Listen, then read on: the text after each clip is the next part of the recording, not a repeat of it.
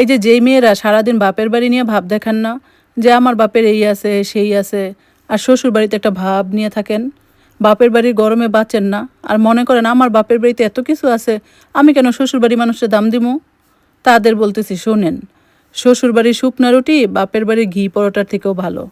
শ্বশুর বাড়ির মানুষ আপনাকে দুইটা কথাও শোনাইব, আবার তাদের ঘরেই থাকতে দিব, কিন্তু বাপের বাড়ির মানুষ আপনাকে দুইটা কথাও শোনাইব, আবার নিজেদের ঘরে টিকতেও দিব না।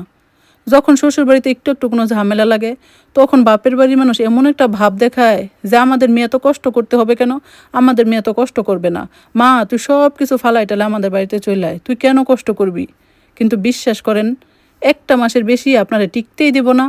তাই বলবো, শ্বশুরবাড়ি যেমনই হোক মানায় নেন, সবার সাথে অ্যাডজাস্ট করে নেন, নিজের সংসার জীবনটা কাটাই দেন।